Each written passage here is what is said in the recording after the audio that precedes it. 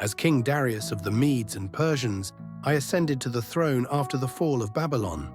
My empire was vast, stretching across many lands and peoples, each with their own customs and gods. Among the many captives brought to my court was a man named Daniel, an exile from Judah. His reputation for wisdom and integrity had preceded him, and I soon found myself relying on his counsel.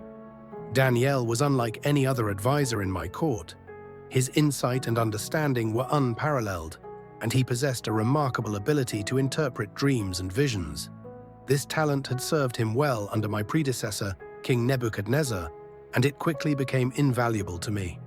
I appointed him as one of the 3 administrators over the kingdom, responsible for overseeing the satraps and ensuring the smooth running of the empire. Daniel's rise to power, however, did not sit well with everyone. The other administrators and satraps grew envious of his favor and sought to find grounds for charges against him. Despite their efforts, they could find no corruption in him, for he was trustworthy and neither corrupt nor negligent. Frustrated, they devised a plan to trap him using his faith. The conspirators approached me with a proposal that seemed flattering and harmless. They suggested that I issue a decree that for 30 days, no one in the kingdom should pray to any god or human except to me. Anyone who violated this decree would be thrown into the lion's den. Flattered by their suggestion and not suspecting their true motives, I signed the decree into law, making it irrevocable according to the laws of the Medes and Persians. Unbeknownst to me, Daniel continued his practice of praying 3 times a day to his God, facing Jerusalem. The conspirators were quick to report his disobedience. When they brought the matter to my attention, I was deeply distressed. I realized too late that I had been manipulated into condemning an innocent and loyal servant. Despite my best efforts to save him, the law could not be changed. With a heavy heart, I ordered Daniel to be thrown into the lion's den. As he was led away, I expressed my hope that his God, whom he served continually, would rescue him. That night, I could not eat or sleep, tormented by the thought of Daniel's fate.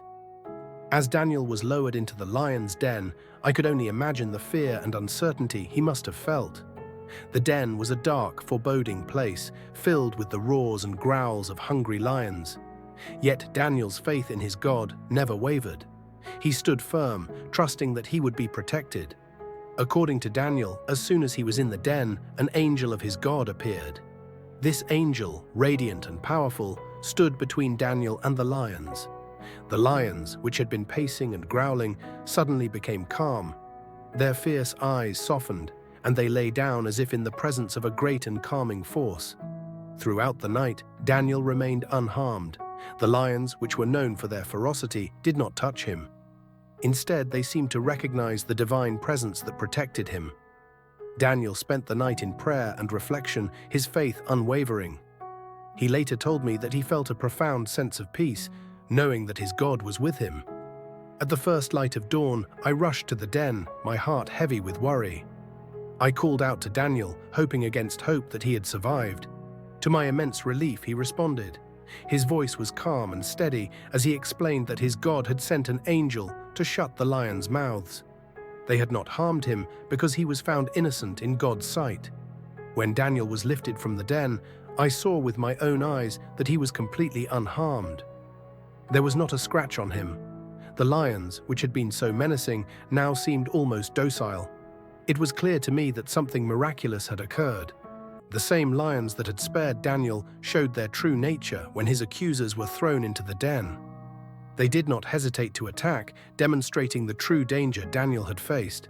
This miraculous event left a deep impression on me. It was a powerful testament to the faith and integrity of Daniel and to the power of his God. The lions, symbols of strength and ferocity, had been tamed by a higher power. It was a humbling experience that taught me about the true nature of divine protection and justice. Daniel's interactions with the lions were a profound demonstration of his faith and the power of his God. It was an event that not only saved his life, but also transformed my understanding of justice and divine intervention. His accusers, however, did not escape justice. They, along with their families, were thrown into the lion's den, where they met a swift and brutal end. In the aftermath, I issued a decree to all the peoples, nations, and languages in my kingdom. declaring that Daniel's God is the living God who endures forever. His kingdom will not be destroyed, and his dominion will never end.